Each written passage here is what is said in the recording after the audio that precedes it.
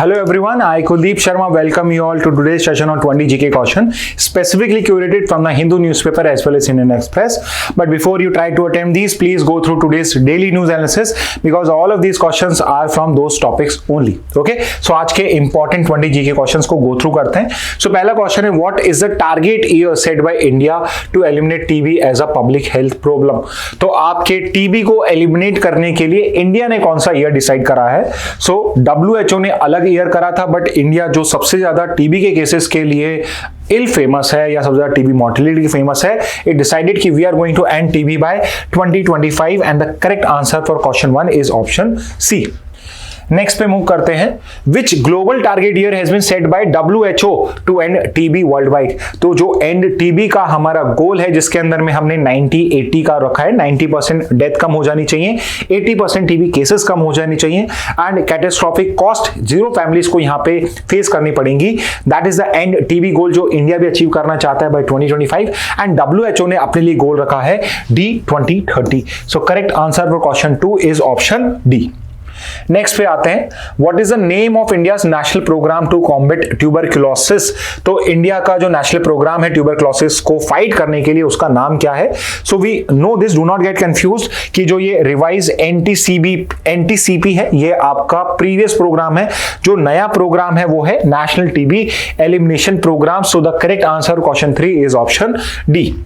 Next question पे आते हैं. Under which scheme is nutritional support provide to TB patient in India? तो TB patients को India के अंदर में न्यूट्रिशनल सपोर्ट किस स्कीम के अंदर में प्रोवाइड किया जाता है? सो रिमेंबर दिस, अगर आप कहीं पर भी निक्षय वर्ड पढ़ो तो निक्षय वर्ड आपका टीबी से रिलेट करता है. तो Nikshay Poshan Abhiyan is the specific आपका nutritional programme which relates to TB patients in India. So correct answer for question 4 is option B. Next पे आते हैं. State in India reported the highest TB burden in 2023 according to recent data? कौन सी state है जिसने सबसे ज्यादा highest TB burden report करा है 2023 में? And we have discuss this also. इसको आप लॉजिक से भी कर सकते हो बिकॉज टीबी आपका कंटेजियस डिजीज है, तो जहां पे पॉपुलेशन डेंसिटी ज्यादा होगी, जहां पे न्यूट्रिशन लेवल कम होगा, that state is probably going to be the number 1 in terms of reportage of highest TB burden. और इंडिया के अंदर में you gets it correct, it is Uttar Pradesh, जहां पे पॉपुलेशन में सबसे ज्यादा है, न्यूट्रिशन लेवल भी इतने अच्छे नहीं है. So that state contributes the maximum number of TB burden या TB cases in India. Next question पे आते हैं. In which year was the election commission of India established? Election commission of India किस साल में एस्टैब्लिश किया गया था? So election commission of India का एस्टैब्लिशमेंट ईयर है 1950. तो 1950 के अंदर में इसको एस्टैब्लिश किया गया था. 1952 के अंदर में they conducted the first general election to Lok Sabha and legislative assemblies. So correct answer question 6 is option C. Next question पे आते हैं. Who was the first chief election commissioner of India? India के पहले चीफ इलेक्शन कमिश्नर कौन थे? तो ये question मैंने आपसे डेली न्यूज एनालिसिस में पूछा है. आई एम श्योर आप इसको आंसर वहां कर पाओगे. So let's look at the answer here only. The correct answer is Sukumar Sen, जो इंडिया के पहले चीफ इलेक्शन कमिश्नर थे. बट द नेक्स्ट क्वेश्चन है, who is the current chief election commissioner? And remember ये जो पर्टिकुलर चीफ इलेक्शन कमिश्नर, इनका tenure February of 2025 में end होने वाला है. सो प्रोबेबली इसका आंसर तब चेंज हो जाएगा, बट करंटली आपके चीफ इलेक्शन कमिश्नर है राजीव कुमार, जो ऑप्शन सी में है. ठीक है. नेक्स्ट पे आते हैं. When does the model code of conduct come into effect during elections? तो इलेक्शन कमीशन ऑफ इंडिया के जो फंक्शंस हमने डिस्कस करे थे उसमें एक इंपॉर्टेंट फंक्शन है एमसीसी को इंप्लीमेंट करना. तो मॉडल कोड ऑफ कंडक्ट जो होता है इलेक्शंस के टाइम में कब से इंप्लीमेंट होता है? तो एमसीसी का इंप्लीमेंटेशन स्टार्ट होता है जिस दिन से हमें इलेक्शन डेट्स पता होती हैं. तो इलेक्शन कमीशन एक प्रेस कॉन्फ्रेंस करता है और उसमें इलेक्शन शेड्यूल को अनाउंस करता है. और जिस दिन जैसे इलेक्शन शेड्यूल अनाउंस होता है, after the announcement of election schedule, election dates के आइडेंटिफाई होते ही आपका एमसीसी इंप्लीमेंटेबल होना स्टार्ट हो जाता है. So the correct answer for question 9 is option A only. Next पे आते हैं. On which date is national voters day observed in India? National voters day हम किस दिन मनाते हैं? So national voter day celebrated on the date on which we constituted the election commission of India and the date of constitution of election commission of India was a day before then the Republic day. 25 of January 1950 को आपका election commission of India को constitute किया गया था. सो उस day को हम national voters day की तरह सेलिब्रेट कर रहे हैं सिंस 2014. शुरू से नहीं, 2014 में हमने इसको नेशनल वोटर्स डे कॉन्स्टिट्यूट कर दिया था और 25 जनवरी इज द डेट जिस दिन हम नेशनल वोटर्स डे सेलिब्रेट करते हैं. So correct answer question 10 is option C. Next पे आते हैं, what is the tenure of chief election commissioner of India. जो चीफ इलेक्शन कमिश्नर होता है इंडिया का, उसका टेन्योर क्या होता है, कितने साल वो सर्विस करता है। So we discuss this also कि उसका जो टेन्योर है वो 6 साल का होता है या फिर 65 years of age, whichever is earlier. या तो 6 साल वो वहां पे एज अ सीईसी वर्क कर सकता है या फिर up till the age of 65 years, जो भी पहले आए। So correct option for question 11 is option A. Next question पे आते हैं, which article of the Indian constitution provides for the election commission of India. तो आपका जो इलेक्शन कमीशन ऑफ इंडिया है वो इंडियन कॉन्स्टिट्यूशन के किस आर्टिकल के अंदर में कॉन्स्टिट्यूट किया गया है। So the article which constitutes election commission is article 324 of the constitution. So correct answer question 12 is option B. Next question पे आते हैं, what was the primary reason cited by Donald Trump for withdrawing the USA from the WHO. Donald Trump ने क्या specific reason दिया है WHO से US को withdraw करने के लिए। So the reason is very clear. 2020 के अंदर में भी जब डोनाल्ड ट्रंप की फर्स्ट प्रेसिडेंटशिप थी, उस टाइम में भी उन्होंने ये पर्टिकुलर डिसीजन लिया था। फिर से ये पर्टिकुलर डिसीजन रिपीट किया गया, जो 1 साल बाद आपका इंप्लीमेंट होना स्टार्ट हो जाएगा। तो यूएस कोई भी ऐसा एग्जीक्यूटिव ऑर्डर करते हैं, लेट्स से कि we are not going to be part of this international organisation या दिस इंटरनेशनल एग्रीमेंट, तो वो 1 साल 12 महीने के बाद वो इंप्लीमेंट होना स्टार्ट हो जाता है। So beginning 2026 USA would no longer be part of WHO and the reason which they have cited is basically the perceived bias of WHO towards China, कि चाइना को ये एलिजिड बायस करता है, परसीव्ड बायस है वहां पे कि ये डब्ल्यूएचओ जो है ये चाइना को फेवर कर रहा है यहां पे। तो यहां पे 13 का करेक्ट आंसर ऑप्शन सी हो जाएगा। नेक्स्ट पे आते हैं, what is the calorie norm use for poverty estimation in rural areas.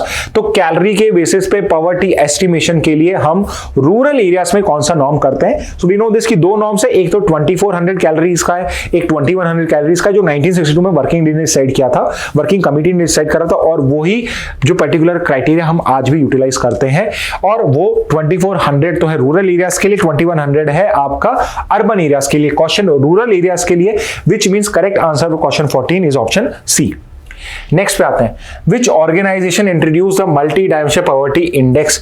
तो यहां पे remember it is talking about the global one. तो अनलेस वो स्पेसिफिकली इंडिया के लिए पूछे multidimensional poverty index, you would assume कि ये आपसे ग्लोबल एमपी इंडेक्स पूछ रहा है, ठीक है। तो रिमेंबर दिस, बहुत बार होता है ऐसा कि आपके आगे इसका पूरा नाम नहीं दिया हुआ, सिर्फ एमपीआई लिखा हुआ, तो उस पर्टिकुलर सिचुएशन में यू शुड नो दिस कि इट इज योर यूएनडीपी जो इसको यहां पे पब्लिश करता है, ठीक है। तो यहां पे करेक्ट आंसर क्वेश्चन 15 का हो जाएगा ऑप्शन सी। नेक्स्ट पे आते हैं, what is the current global poverty line set by the world bank. So आपने इंडिया ने अपनी पॉवर्टी लाइन डिसाइड करी on the basis of calories, on the basis of daily income etcetera. Similarly world bank ने भी हमें एक global poverty line decide provide करी हुई है, एंड जो वर्ल्ड बैंक ने 22 में डिसाइड करी, लास्ट जो डिसीजन था वो 22 में हुआ था। तो ये 22 में डिसाइड करी गई है $2.15 या $2.15 पर डे। अगर किसी की डेली इनकम है तो उस पर्टिकुलर पर्सन को यहां पे हम बिलो पॉवर्टी लाइन नहीं काउंट करेंगे। सो $2.15 आपका करीब करीब वुड बी 86 और करीब 86 चल रहा है अभी आपका।